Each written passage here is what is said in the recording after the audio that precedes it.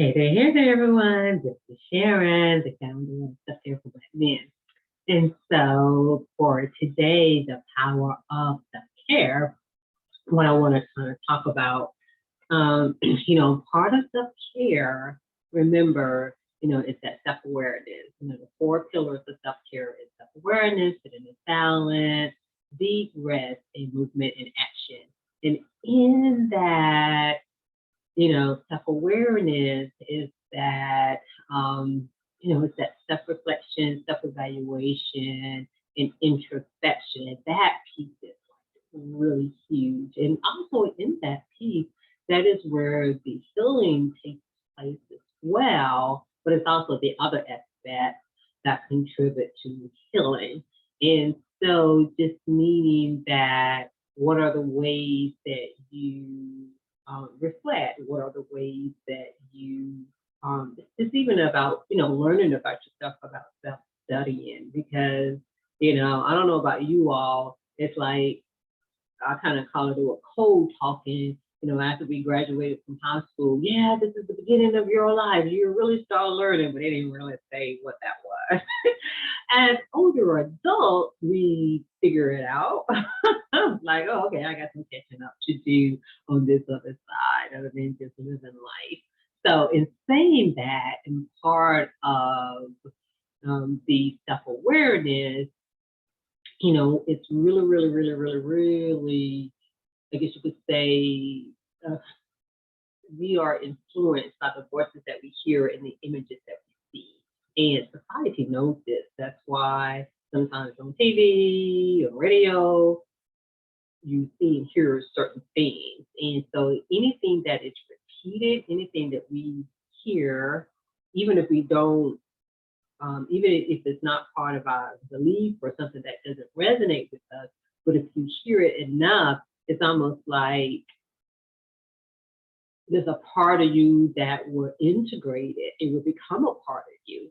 So it's really important for you to decide what are you feeding yourself, not just the healthy food that you're eating, but what are you feeding yourself? What are you reading? What are you watching? What are you listening to?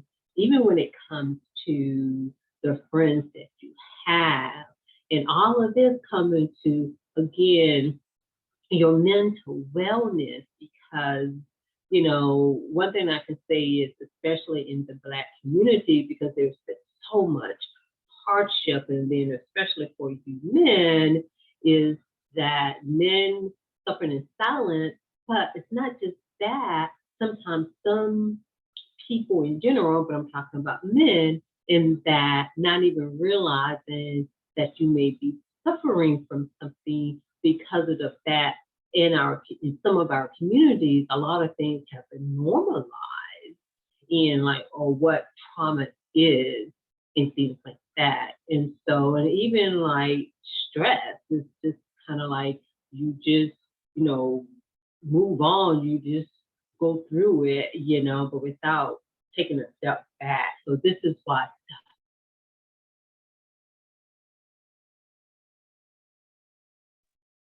All right then.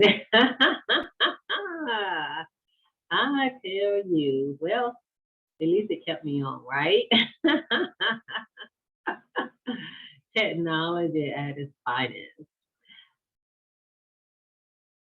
But anyway, and so it's really important, for you to decide what you expose yourself to, or at least be aware. And the other thing is, when it comes to that, is that sometimes some people think, oh, well, I'm not that kind of person. I know my friends, they're like that, but we've been friends, especially like since high school, or let's say you experienced something that had a high emotional impact, you went through something together, or they were there for you, or you were there for them. And a lot of times people pretty much feel like you still need to be, like, loyal to that person, or they should be to you because you experienced something together. And that's not always true, because just in life, everything and everyone can be confusing, and it's for both parties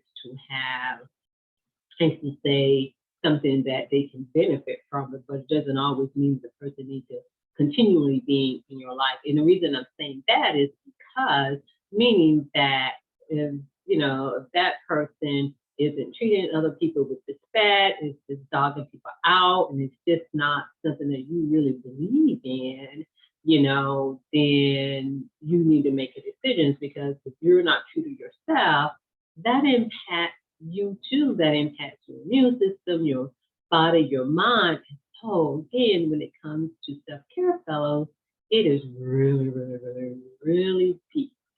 And so in saying that, in saying all of that, again, when it comes to self-care, and the power of self-care is you are influenced, whether you are aware of it or not, but you're influenced by the images that you see and the voices that you hear and the things that you feel in your surroundings, but also at the same time, you can take control of that, and you have control of that, whether you think so or not. And that is the beauty of self-care, because you will learn that that's what it is. So in saying that, part of my self-care is, especially for the past 5 years, because I had not been an avid reader or even listener to podcasts and YouTube, because I've always been careful of what I put into my mind. But the thing is, I guess I didn't think about it on the other side, is that, oh yeah, be mindful of the things that are not healthy, but definitely bring in things that are very beneficial. So I'm catching up. But at the same time, I'm exactly where I need to be. And so in saying that, I listen to a lot of different things and a lot of different perspectives. And a good friend of mine had introduced me to Miles Monroe, because up to a few years ago, well, I can't remember, maybe 4 years ago, I had no idea who he was. I didn't, because again, I didn't listen to anything else. Pretty much at that time of my life, I was pretty much listening to gossip music, gospel, not gossip, gospel music, and reading something here and there, but definitely not for my enrichment, I guess you could say. So I definitely listen to him now, and he's a big fan of mine. That's like, oh my God, so much. But anyway, definitely listen. I was listening to him today. And one of the things that I want to talk about, along with the power of self-care, is that one of the things he talks about, and I mentioned this to you all before, is that teens, men, Black men, I'm talking to you. You are the gift. Remember that. You are the gift. And so with Miles Monroe, in one of his speaking engagement, sermon, he does a little bit of different things, so sometimes I'm not sure which one it is. But one of the things he was talking about, your gift, and he was saying that your gift is the key to your success. Your gift is the key to your success, not your job, but your gift, that thing that you were born with. Like some people need to discover it, but what I like to say, it's not that you need to discover it, it's just that really how society is. Society kind of push us away from it, to be honest, for the things that we gravitate to the most. And so your gift is the key to success.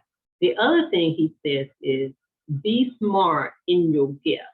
If you could be a smart person, you could be smart in a lot of different things, but if you are not smart in your gift, so that say, for instance, you can be, I will use myself as an example. Pretty much, I have always been a philosophical type of person just by nature. I've always liked affirmation. I was just drawn to it. And I wrote some poems when I was younger, but not a whole lot, but definitely attracted to poems. And so I knew that I can't remember what age in high school, but I always knew I wanted to help people. Initially, I didn't know exactly which area that I wanted to major in, but I just knew I wanted to help people. So my undergraduate degree is in psychology, and then my master's in social work. Well, fast forward, let's say about 5, maybe 6 years ago, when I was introduced just to so many different ways of looking at life, looking at myself, looking at the world. I call it the world of consciousness and holistic, but it's just so many different ways. Then I realized, oh my, that piece of it was really an introduction. It's part of who I am, but not completely. This piece of it with me talking about self-care in so many different ways, this is my gift. This is who I am as a person. Because I can talk about some other things sometimes and be like very bland, but when I start talking about this stuff and philosophical things, I light up. I'm such a different person. And so you're the same way. I've talked to you all before about how what you have and who you are and where you give is that thing that people come to you, that thing that you do anyway. And it may be completely different from your job. Some of it sometimes may be your passion, but not always. But your gift is connected to your purpose. That's the thing. And so if you're not smart in your gift, then when it comes to having joy and not having frustration and stuff on that piece of it, I'll put it like this. You have frustration and a lot of other stuff if anytime we're not in our gift. Anytime we're not practicing in our gift in some form or fashion, ideally it can be a way of living. The other thing he said is be educated in your gift. Because he's saying if you're not educated in your gift, then that's where the frustration and everything else, you're not happy with your job. So be smart in your gift, be educated in your gift. Because again, even though it's a part of you, and like I said, with affirmations and being philosophical and learning different things, it's a part of me, but I still need to learn to expand myself even more, even though it's my gift. And there's a lot of things I can do without, but it allows me to expand and for me to grow and for me to unlearn certain things so that my gift can shine in even more so I can give and be of service to, Self-Care for Black Men and my other self-care brand as well. And he also said, and when he said this, I was like, yeah, this is true. He said, your gift is your commodity. So your gift is the thing that's going to bring you the financial success. So when we're not harnessing our gift, this is where the happiness kind of comes from, not being satisfied, being frustrated, and all of this other stuff. Not to say that we're not going to have some form of stress per se, but that's to say that's a part of life. However, when you are standing in your gift, when you're smart, educated in your gift, you shine. And I see a lot of you shining. And I even have conversations with some men, and I feel like I can see it, I can feel it, but some of you are not just there yet. So in saying that, when people come to you and you're like, I have no idea or why they're coming to me about such and such, I have no knowledge of this. That's because you're giving us some energy. They see something in you that you have lost. And I'm not going to even say that you don't see within yourself because it's in there. It's in there. You just lost it along with life. Unfortunately, things, I don't want to say that things just happen because for some of you, it's more than that, meaning, we do have to talk about the abuse and the trauma and everything else. But you, the core you, is there.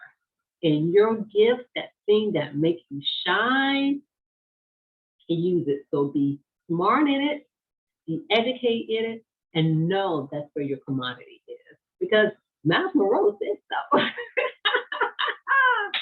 So anyway, have a wonderful, wonderful day, and thank you for joining me on for Self-Care for Black Men, and uh, share and like and come to our website, selfcareforblackmen.org, to find out when we have events. And above all, one of the things that we do is that we look for resources. We try to not allow, but connect with other, I said with individuals, groups, and organizations that focus on Black men, so that you all would know where you can go for your self-care, because there's so many different aspects of yourself. The main thing is your mindset about yourself, and for you to see like what is no longer serving you, so you can stand and stand in your gift and harness your gift. And so that those other things can be taken out of the way, so that you can be who you need to be and why you were sent here in the first place, just like me. So I'm resting with you.